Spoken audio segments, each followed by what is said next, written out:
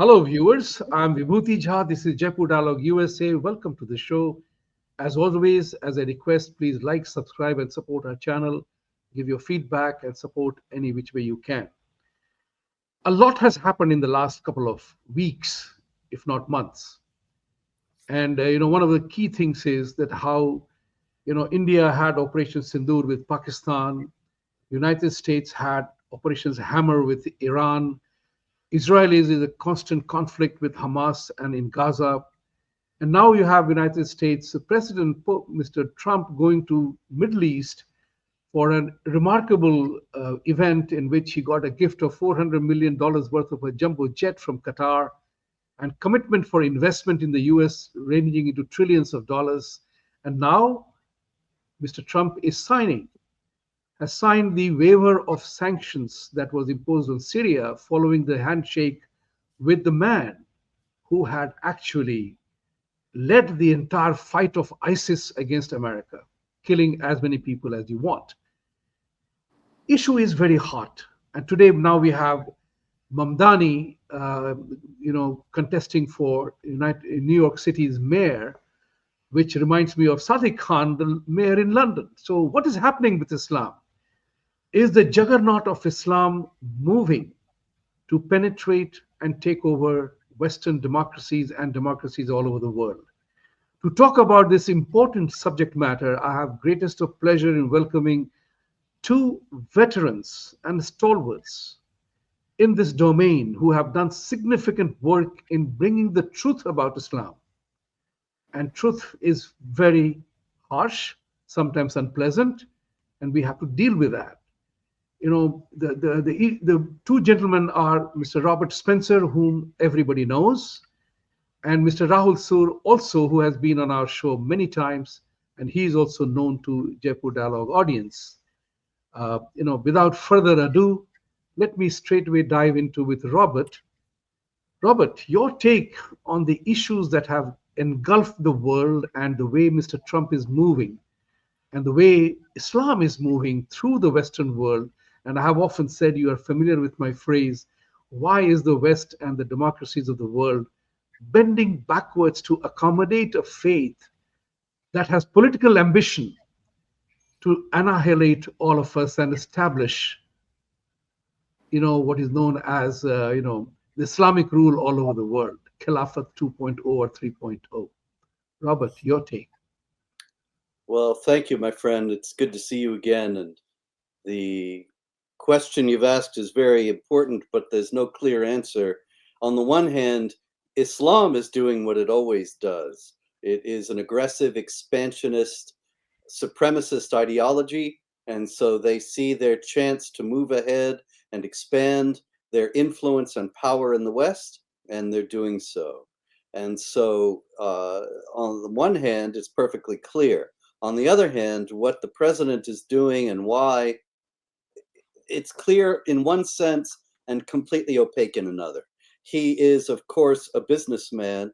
He's a billionaire, and he is famous for making deals. He wrote a book, The Art of the Deal. I don't think that there is any problem in the world that he doesn't think can be solved by sitting down all the principles involved in making a deal. And so he is even dealing now with Ahmed Ashara, the former jihadi, or supposedly former jihadi, the former Al-Qaeda leader who is the president of Syria. He is making repeated overtures, even after bombing Iran's nuclear facilities, to negotiate with Iran. And I don't think, with all respect, that he has a clear or comprehensive understanding of the political supremacist, aggressive, violent, and expansionist aspects of Islam. And he thinks that these are people that ultimately he can appeal to on the basis of common shared self-interest, or points at which the self-interest of the United States and the West corresponds to the self-interest of Syria or Iran. And that doesn't seem to me to be wise in discounting the ideology and the nature and influence of Islam. in this regard. The Muslims never forget about it. They never act separately from it. Obviously, I'm not talking about every single Muslim in the world. I'm talking about people such as Ashura, who has still not demonstrated convincingly that he is not dedicated to establishing Islamic law. There was just the massacre in the church in Damascus a couple of Sundays ago. That was reportedly by people linked to his group. And there are other indications that Islamic law is being imposed upon Syria, and jihad is being waged against the Alawites and the Christians. And consequently, to take his declarations of having left jihad at face value, I think would be naive.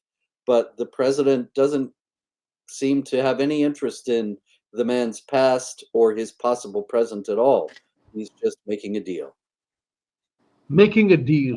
Rahulji, you are familiar, and my audience is very familiar with my favorite phrase. Where do we go knowing what we know?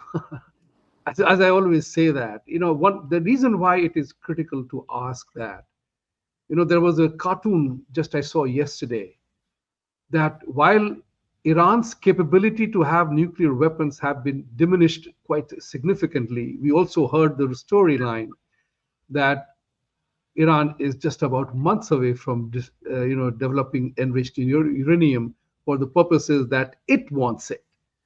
And the cartoon was that there are three countries still having Islamic nuclear bomb, and the countries are Pakistan, UK, and France.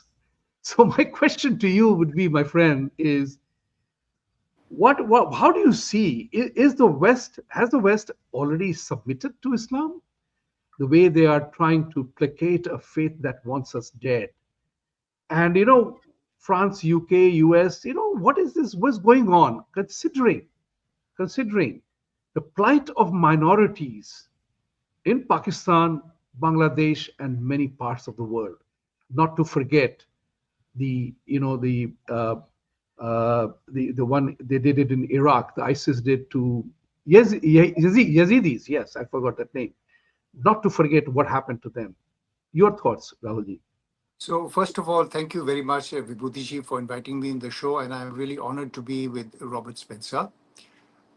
In this regard, your question, I think that right now, what is happening in terms of international affairs is, of course, very striking in terms of what the United States is doing and what the ambitions of the United States president are, and his seemingly unwavering belief that commerce and a good deal and a handshake across the table can solve everything. But I think we need to pause and see exactly what has happened in the West in terms of the infiltration of Islam in these countries. Right. Now, there are various indicators, these are objective indicators, which we all need to pay attention to, because these are not going to change irrespective of the dramatic ups and downs of the international situation, right? Now, let's look at indicator number one. That is, what is the increase in Muslim population in the UK, in France, in Germany? And you will find that it is a very significant growth.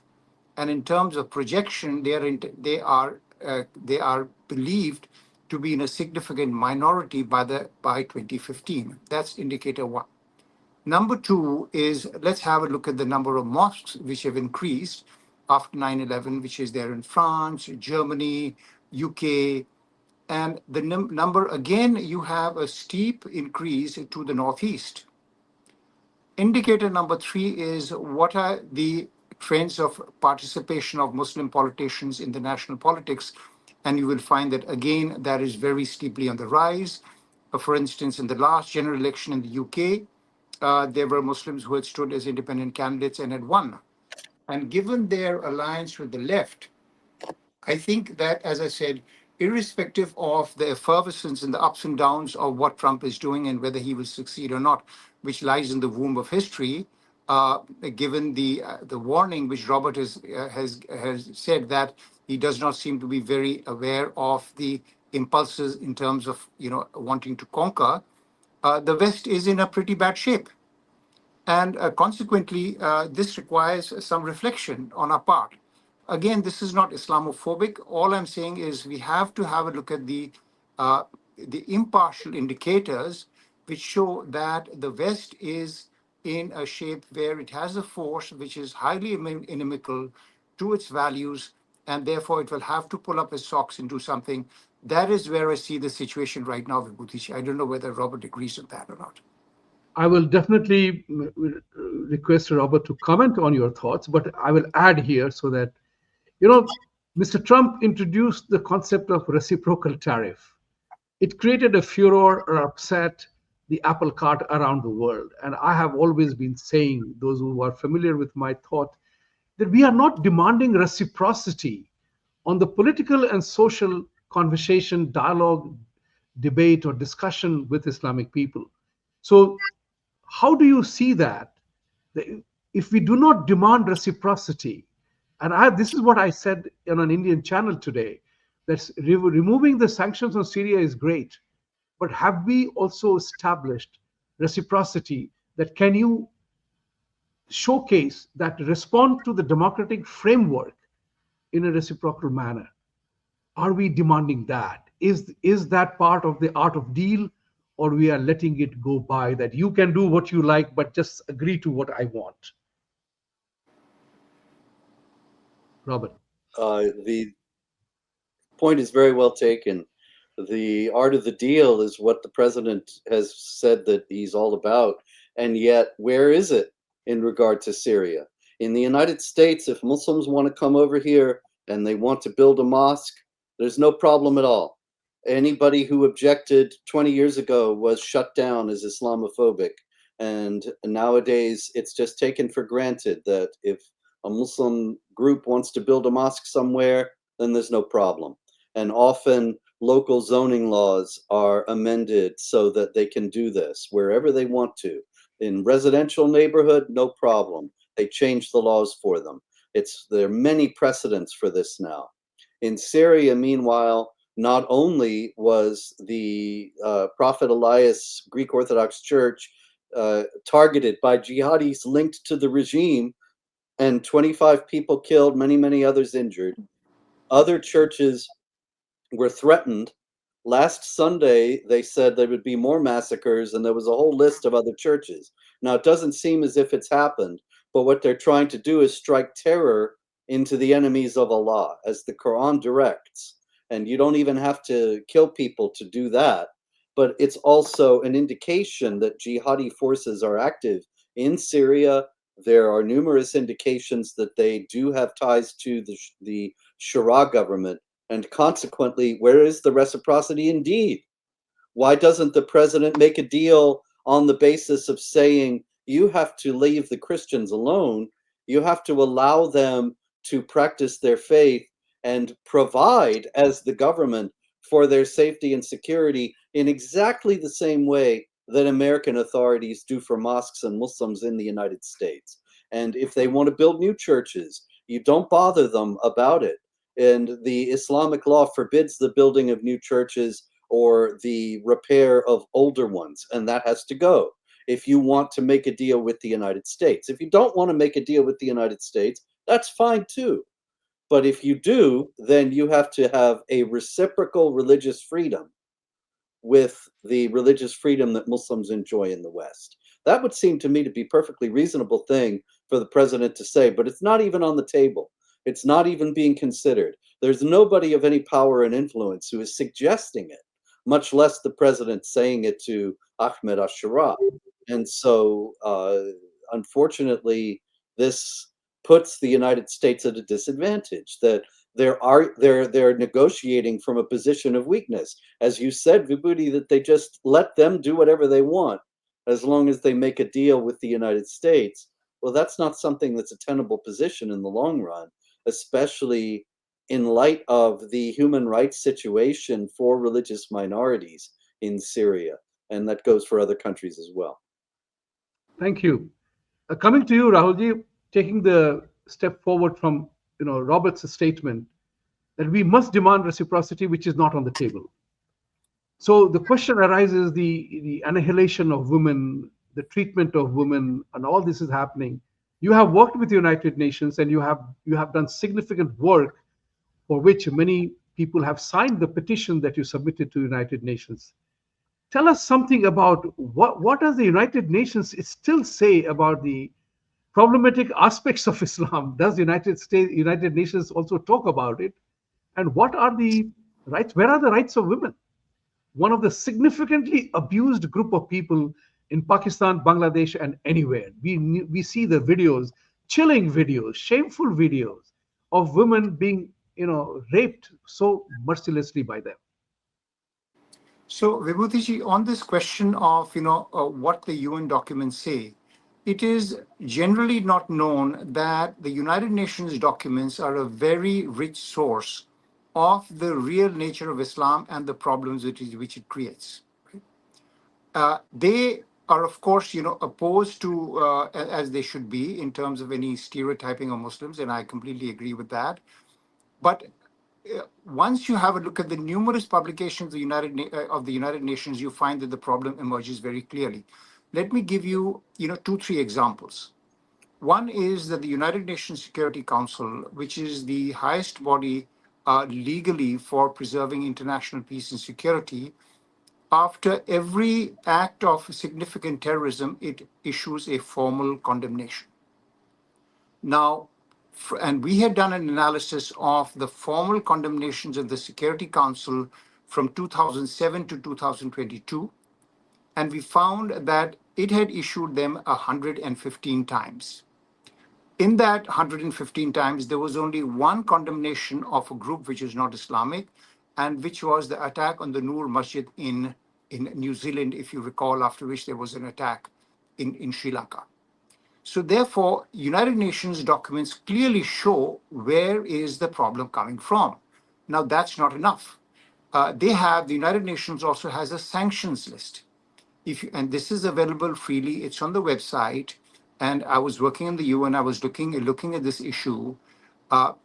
All the entities which are formally sanctioned by the United Nations are entities which have a clearly Islamic name. If I start reading them out, it's going to take me 3 minutes to read them out. Let's come to the rights of women.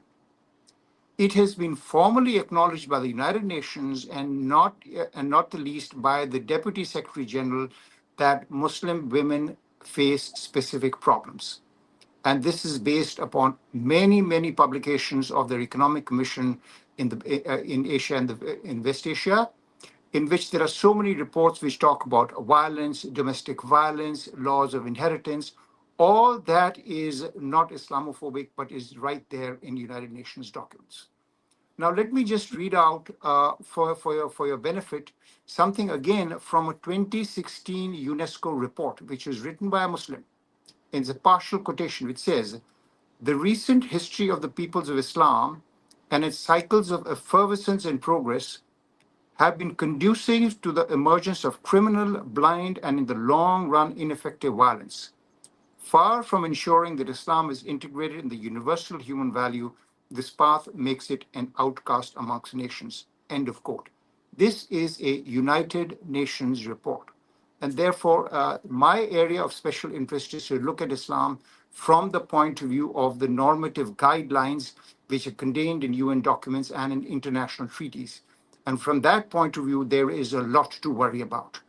In 2024, we had launched a formal complaint about what Sharia, how it violates women's human rights.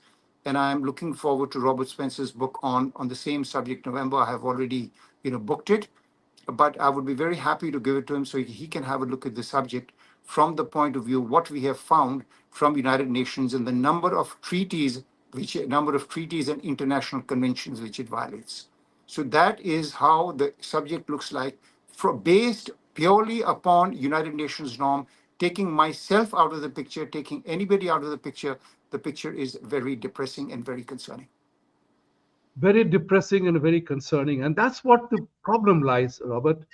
People like us are immediately branded as Islamophobic. This is a real problem. And that's where I have that we do not have the freedom of speech. Our freedom of speech to even make an inquiry, forget about questioning or challenging, even to make an inquiry is snubbed. You use the word terrorize. The Urdu word is dashat. impose on you and I and individually target those people who dare to speak out. And I'm proud to be one of them and joining the select band of you and Rahulji in this regard is that we are not afraid. I'm talking about freedom of speech, and I said this some time ago. The freedom of speech is not about standing in a park and speaking for 3 hours. Freedom of speech is all about making those simple inquiries: when, where, who, what, how. Something happened, right? And we are not allowed that freedom of speech. This is the institutional element that United Nations knows what is going on, yet the world is falling, bending backwards to accommodate a faith that openly says death to you. Your thoughts? Well, you know, the United Nations has an initiative against Islamophobia, and Islamophobia is a term that was invented precisely for the purpose of inhibiting criticism of Islam and making people ashamed and afraid to say anything remotely critical about Islam for fear of being branded with this term, which is equated with racism and hatred and so on. And so I am happy to hear that the United Nations speaks out about various human rights abuses that are perpetrated in Islamic countries in accord with Islamic law.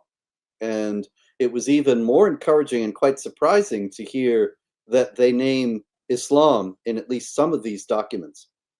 But is it not true? And I may be very wrong about this, so correct me if I'm wrong, please. But I am under the impression, anyway, that ordinarily, for the most part, when the United Nations speaks about, for example, female genital mutilation or honor killing or any number of other abuses of women that are carried out in accord with Islamic law, that they very carefully explain that this doesn't have anything to do with Islam and that it's something that arises from a variety of cultural and religious impetuses that cannot be generalized about. And so consequently, it would be wrong, if not Islamophobic, to identify these problems with the Islamic community in general. And yet, when it comes to those two that I mentioned and many others, the primary, if not the sole, foundation, the primary motivation, the primary uh, belief system from which these things emerge is indeed Islam.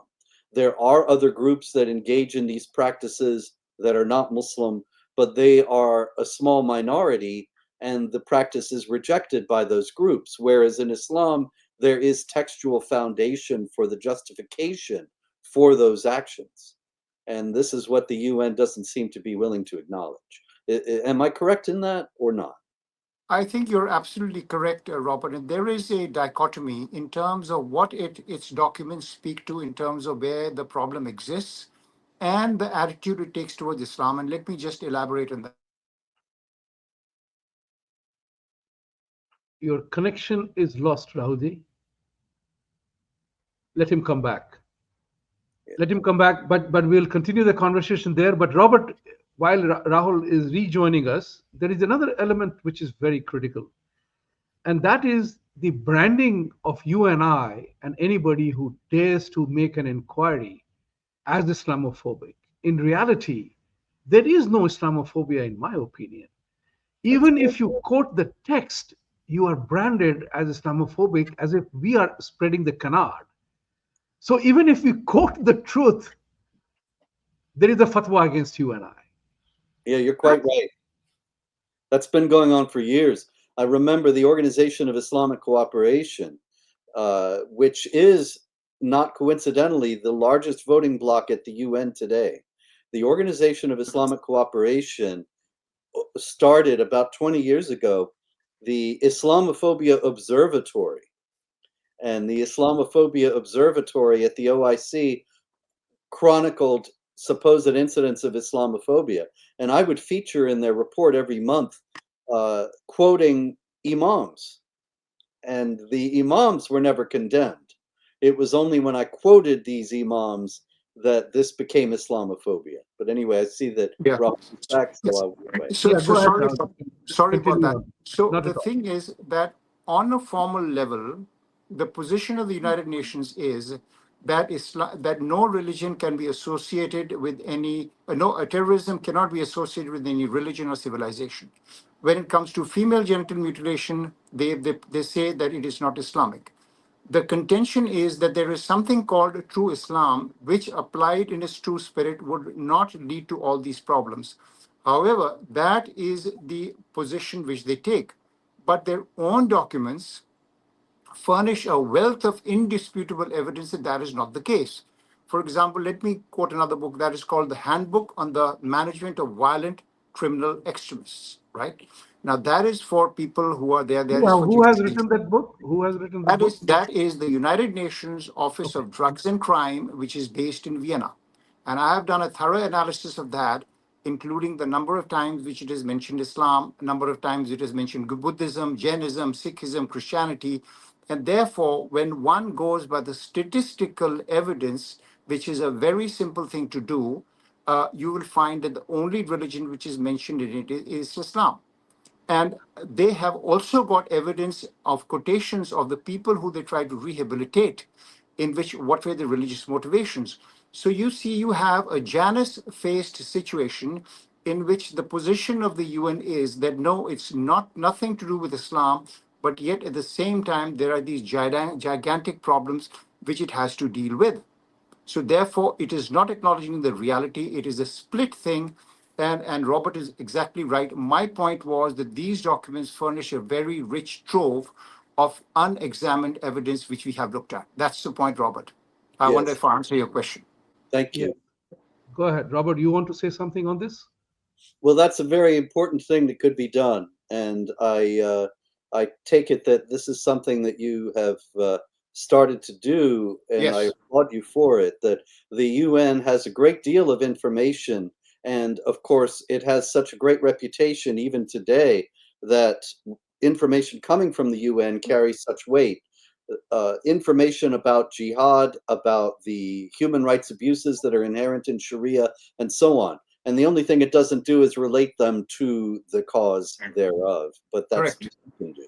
Yeah, and Robert, I here wanted to come to you. Sorry, you were saying something, Rahulji?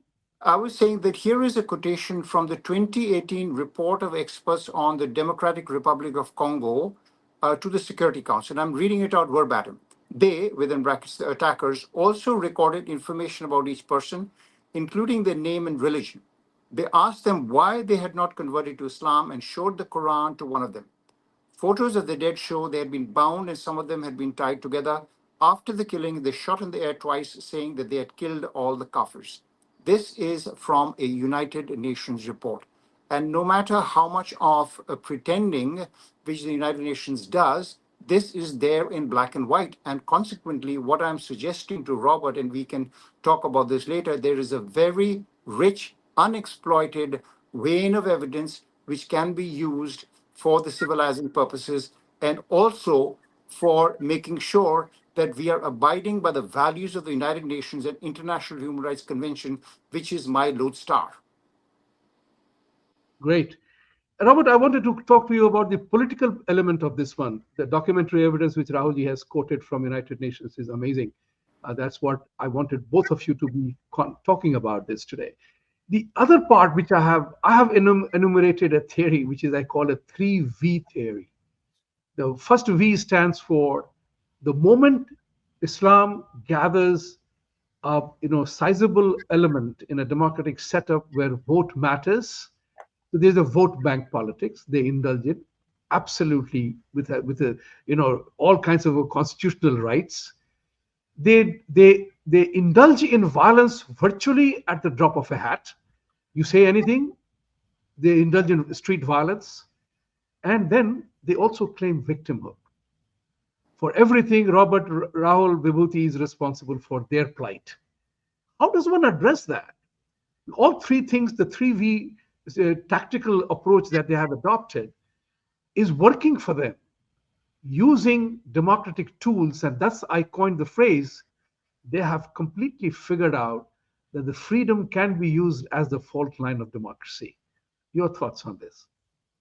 The first thing, the vote bank politics has to be confronted on the basis of saying and trying to alert the public to the fact that Muslims don't need to have a majority to take over. They are, because Islam is inherently political, whenever they come to a new land, they seek political power. And you may have Muslims being in a small minority and yet overrepresented in the local government, because this is a primary objective whenever they settle in a new land. And there is virtually no awareness of this in the West or anywhere else in the non Muslim world. And so the first thing that we have to do is emphasize this to the point where it becomes common knowledge. I remember, and this can be done, I remember 25 years ago, nobody had heard of, for example, taqiyya, the deception in Islamic law that is allowed, that you deceive the unbelievers, and Muhammad said war is deceit, and so on. And after 9/11, I started talking about it, other people started talking about it, and now I see on X, on Twitter, uh, ordinary people who don't have never studied Islam, they have heard of this term. They are aware of this as a possibility, as we wish that the president were right now, that he might be being deceived by these Islamic entities. But this is an indication of the fact that it is possible, if we keep pushing and we keep emphasizing these facts, that we can bring them to general awareness. And so that would be the first thing, that Islam is political, that it is supremacist, that they will always seek political power, and that non Muslim communities have to be prepared for that and may be ready to ask candidates like this Mamdani, who's about to become mayor of New York, ask him if he is part of an organized Islamic effort. And what does he say about such an organized Islamic effort to gain political power? Uh, and what does it portend for non-Muslims, particularly those that are targeted for a special hatred and vilification? You know, for example, chapter 5, verse 82 of the Quran says that the strongest in enmity to the believers are the Jews and the polytheists. And so every Muslim politician in the United States should be confronted, if he shows that he is a devout and knowledgeable believer, with the question, what do you intend to do with Jews and Hindus in your administration? And do you believe that they are natural enemies of your religious community? And consequently, how will that fact inform your actions in office? Nobody would dare ask. In the first place, they don't know to ask it because they don't know anything about Islam. But also, no journalists would dare to ask these politicians such questions. But those are the questions that have to be asked them. And if they won't know, if the journalists now won't ask them, then we have to get into journalistic establishments and get into a position where we can ask them. Very valid question and very valid thought. And I also wanted to talk about another thing, which is their pattern. They immediately become victims. Everybody is responsible for their suffering and their plight. They are not themselves. And that brings to the other aspect which I wanted to ask you, that everybody is talking about it now, thanks to social media and the spread of technology, the way it has happened. People are now asking, how is it that Keith Starmer and France, everybody is embracing, they are talking about bringing uh, Gaza people to their country, democracies, but no Islamic country ever wants them. It's a very interesting issue. The migration, the refugee crisis is because the Islamic countries don't take them. Rahulji, your thought on this, as well as Robert's thought on it. So whoever wants to go first, please be my guest. So, so I'll go to Robert. May I? Please. Yes. So, in first, let's look at this specific aspect which you proposed, which you talked about, that is migration, right? Now, I think that we have to step back a little bit and see the weaponization of the word Islamophobia. The word is both a sword and a shield. It has silenced people. It has destroyed careers. It has put people into a very, very active self censorship mode. And the first thing I think we need to do when we're talking about issues, any issue which is connected to Islam, is to have a look at the word Islamophobia and understand that it is a word which has become so well accepted that we need to find a different word to counter it. And my solution to this, I've been thinking about this, and my solution is to come up with an alternative word, word against word, and that word is Islamofactism. A person who practices talking about Islam and Muslims based on facts is an Islamofactist. And right now, I am in the process of publishing a 10-part series on this issue, which is a fictitious conversation between a European Union bureaucrat and an Islamofactist on all these issues, which are the hot button issues concerning Islam. Yeah, what is Muslimness, Muslim identity, women, crime, terrorism, integration. And therefore, this has been published in 8 parts have been published already. And one of the issues in which I looked at in that is integration, right? There's a conversation that. So there are hard indicators which we can see in terms of migration in which they have not integrated into Western societies, which comes from the Quranic injunction that they will not be friends with unbelievers, which accounts for the fact that they always try to separate themselves. And essentially, it requires a fact-based and a courageous approach. But the problem is that electoral politics intervenes. And since the vote is a bloc, it is very attractive for these countries and their leadership and very difficult for them to turn it down in a short of a mass and a increase in awareness and political pressure on these people. Again, I say I'm very concerned about this because these are issues which are going to only keep on increasing unless we deal with them factually, squarely, and on the basis of an Islamofactist approach. Thank you. I wanted to add, Robert, coming to you on this. I have always wondered, and I have said this many times, like, what is it about the Western democracies and democracies of the world that we bend backwards to accommodate, appease, pander to a faith that wants us dead? I mean, let's not mince words on it. They want us dead.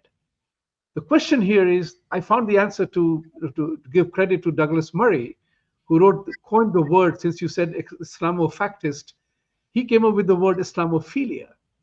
So the question is, taking into account Mamdani's rise in the New York mayoral poll, which is still in November, and he has fortunately for the rest of the world, I would put it, that there is Eric Adams, sitting mayor, who is fighting as an independent, having left Democratic Party. How do you account for that part, that how the West must deal with it? We must talk about certain solutions if possible.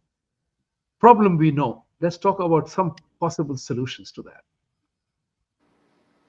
Well, Robert. it's certainly true. We have to be realistic about the issue. But as you noted, the whole Islamophobia agenda is designed to inhibit and silence any realistic discussion about Islam. And it works wonderfully. I see routinely local officials all over the United States, and somebody dares to say something negative about Islam, and then the Council on American Islamic Relations denounces the poor official and calls for his resignation. And the level of ignorance about the issue is so great that usually he has to resign, and it's represented as if he said something egregious or issued a racial slur or something of that kind. And that's not the case. He was only speaking realistically and honestly about Islamic doctrine, but it's been so stigmatized now. And so what we have to have are enough people who are willing to brave the stigma and to keep speaking the truth. And the more that there are, the less it will be possible for them to stigmatize and silence us. You have pointed out that you and I, or all three of us here and many others, have indeed been stigmatized and marginalized by the mainstream for daring to speak about Islam realistically. And this is in accord with tactics that the left devised. And Saul Alinsky, in particular, the author of Rules for Radicals, and he was a Marxist propagandist in the middle of the 20th century who wrote this book about how to win the West for the left. And one of his rules is that you destroy your opposition one by one. You isolate a target and vilify this person and freeze him out, and then make everybody else have to answer for why they associated with him. Like if I did it to you, and I said, Vibhuti, he's a racist, bigoted Islamophobe, and so we should have nothing to do with him. And then I go to Rahul after I've done that, and I say, why? How can you explain that you appeared on a show with Vibhuti, the well-known racist, bigoted Islamophobe, and put you on the defensive, and then you have to explain, and you're destroyed for the association. And then the next person, and everyone is destroyed one by one, often just simply by association. So if there are so many of us that this cannot be done, then we might start making progress. But unfortunately, up to now, it's been quite effective because people see what happens to us and they don't want to be in that situation, so they keep quiet, which is exactly the objective. And they did it to Nupur Sharma in India, which is a world-known case. Exactly. They do it to, they cut the throat of many people in the process. And, I think we are daring enough to stand up and be counted and let the tribe expand. That's what is essential. And Yes. today, we have many opportunities through the social media and technology to do that. Rahulji, I'll come to you about a show that we did, a conversation that we had. We have talked about Islamofactism, we have talked about Islamophobia, we have mentioned about Islamophilia. There was a word we talked about, Islamostat. Tell us, let's remind the viewers once again, because we Right. need to talk about these matters. Right. Islamostat. So basically, you see, I think the attempts have to be made to defeat them also or confront them in the linguistic terrain, because that is a very important linguistic terrain which can be decisive. And we know ever since 1984 how important it is and how language can be manipulated for aggressive ends, and that is what Islamophobia is. So one word, of course, is Islamofactism. The other word which I've coined is called Islamostat. Now, what is Islamostat? Islamostat is a word which is derived from thermostat, which obviously tells the temperature. And this case, it is a very simple 0 to 10 scale in which the more compliant with the literal Sharia injunctions the country is, the higher it is on the Islamostat scale. In other words, Afghanistan will be, let us say, around 8. Of course, they still have to start amputating, hands and banning music and things like that to achieve a 10. That's not possible. But at the same time, a country which is more liberal, for instance, today I see that Kazakhstan has banned the face whales. So in that sense, its Islamostat is going down. Now, one can say that the Islamostat of Saudi Arabia is tending down, whereas the Islamostat of Bangladesh is going up. This is because we need to give people a very simple way of understanding a very complex phenomenon, in which there are, many, you have to read many, many books to see where is a country in terms of its application of Islamic rigor. So if you disaggregate it in terms of the rights of women, the minorities, freedom, democracy, you come across a very simple 0 to 10 figure, and that is Islamostat. So I would like to humbly suggest to Robert and to you and to your audience to popularize these two terms, Islamofactism and Islamostat, as easy means of understanding a complex subject. Truth is the buzzword that you refer to. Let's talk about the truth. Let's not fear truth. Let's embrace truth. And that's the reason why people say truth is harsh, truth is bitter. But we also have a Sanskrit saying, Robert, for your information, it says, Satyam uvaj, priyam uvaj. So even if you have to tell the truth, say it nicely. So have we crossed the threshold of being nice? How long can you pretend to be nice? We can't do a takiya. So when they can do a takiya, we can't do a takiya. So Robert, Mamdani election possibilities of taking over New York is high. The guy is running an AOC kind of a campaign that AOC ran against the top Democratic leader whom she defeated. The element which is very critical and very interesting for us because we belong to India, a lot of non Indians may not know about it, the promise of things free to the electorate. Right? AOC did. So the entire left Democratic Party does promise things for free, and which is not tenable. The same script was used by Congress Party in India, the entire UPA opposition, and Arvind Kejriwal, the former CM of Delhi, was notorious for offering things free. Other than offering free air to breathe, he was promising free for everything on the under the planet Earth. How does New Yorker, which is supposedly more educated, more understanding of things, because New York also elected two remarkable Republicans as New York mayor. Giuliani, who I've seen turn around New York because I came here the day he became the mayor, kind of thing. A day, when I say day, is euphemistically speaking, around 91, changed New York from what hellhole it was, and I have seen it myself, to what it was to Bloomberg. So I would not underestimate the entire scenario in New York. Thankfully for New York, that Eric Adams is in the race. And Eric Adams has migrated from being a Republican to Democrat to becoming independent now. And he's contesting that election, independently.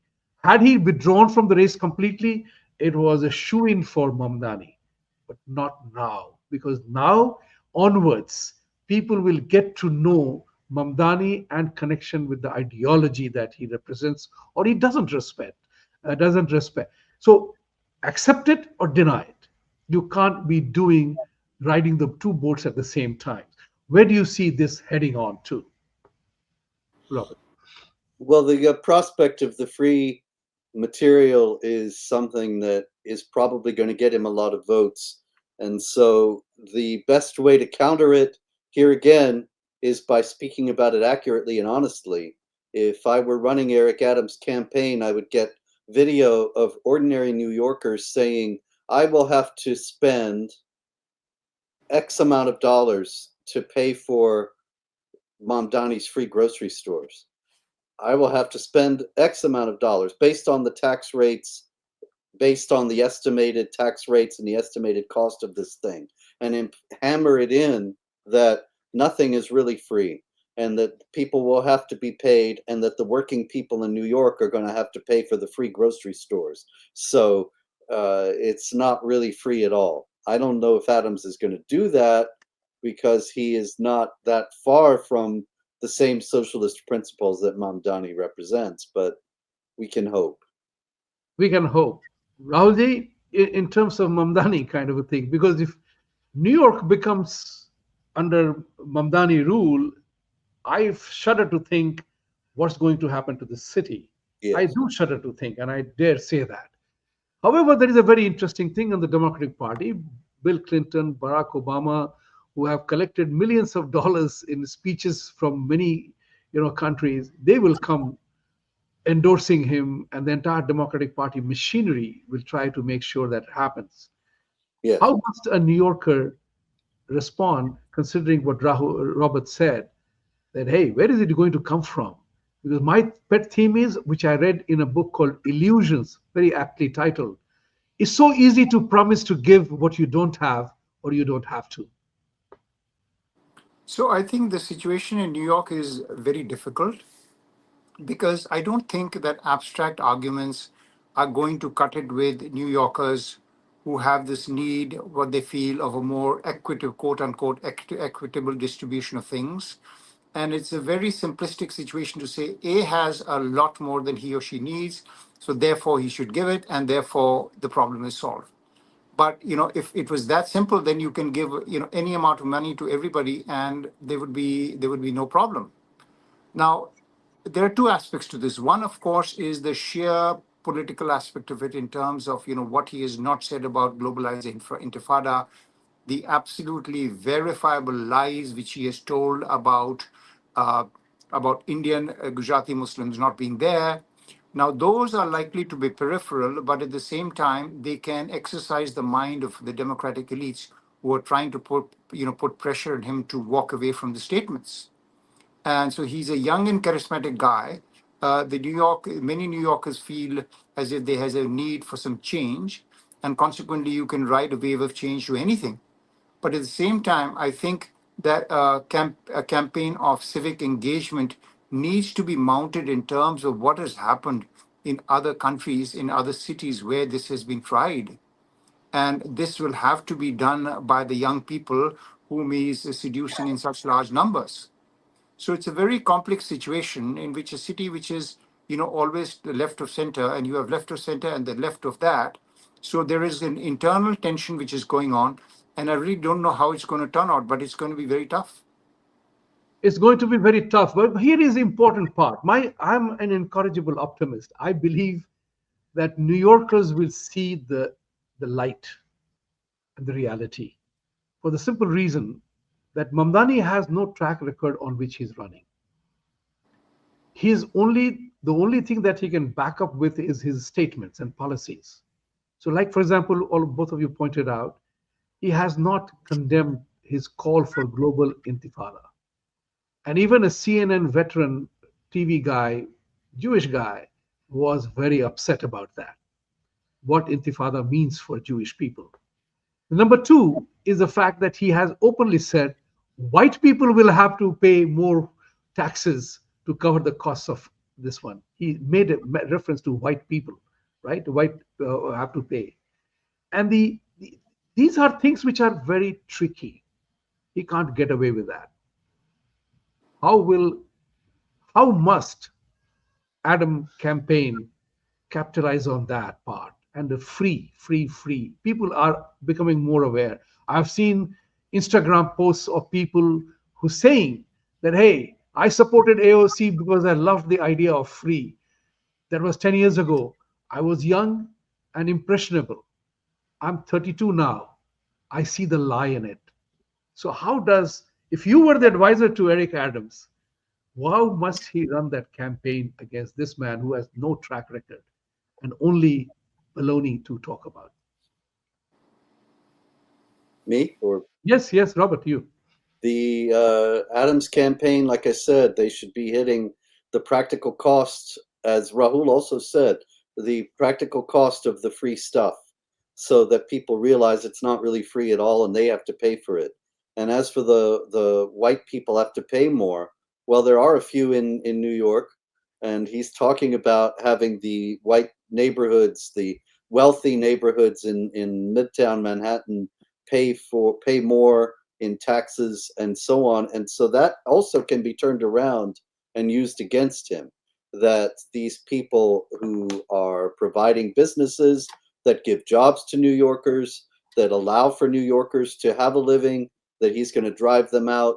And then what will be left? Who will employ all the unemployed New Yorkers that he expected these rich people to pay for? And there needs to be counter education. The left has been educating the general public without challenge for decades, and giving them the idea that if you're rich, it's because you've stolen from someone who's poor. And they never talk about, well, some people may work harder, some people may be smarter, some people may be luckier than others, and they amass a fortune. And this is not their fault. This is not a crime, because often they start something that employs people.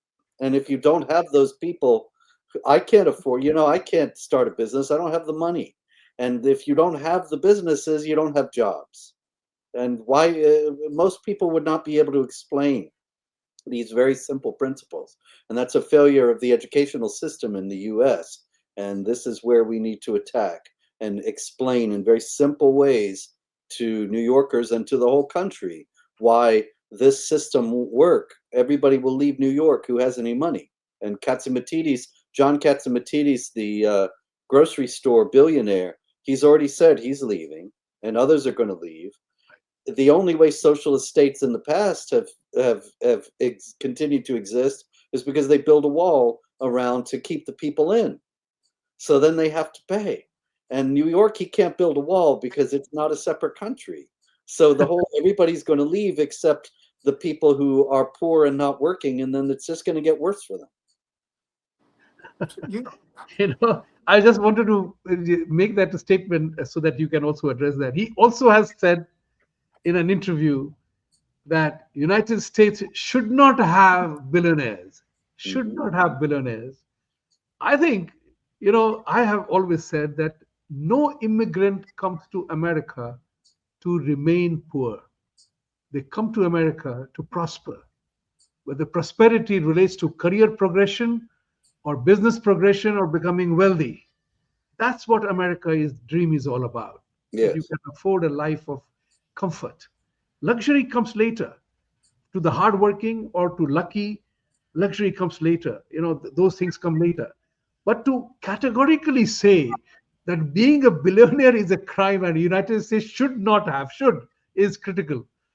Should It's not very, have billionaires is pardon me, I'll stop because we need to hear from Rahul, but just yes. one more thing. To say that there should not be billionaires is to destroy the whole incentive of working hard. And if I wanted to be a billionaire, I could start a business and work hard and build it up. And anybody can do this. And yet he's saying at a certain point, we're going to stop you and you can't make any more money after this. So then I think, why should I work hard? Why should I bother? He's just going to confiscate it. And so this destroys human initiative and will destroy the economy in the long run. Rahulji? so I think that if I was advising Eric Adams, I would say that concentrate on 3 points. One is get young people who have actually lived through the situation where they've encountered deception as a result of the free policies and go against that. That is number one. Number two is it is very clear that he is a divider, not a uniter. Otherwise, there would not have been so much of outrage about his statement. So therefore, he needs to be pointed out as a divider. Number three is the outright false statements that he has made in terms of, especially in terms of, of India, and the fact that he is taking advantage of his Indian roots to peddle lies, about India. So therefore, you will have to recognize that there is a need for change. I was talking to, someone in my building today, and he said, well, it's good, it means the people want change. That's what the people at the bottom are telling me.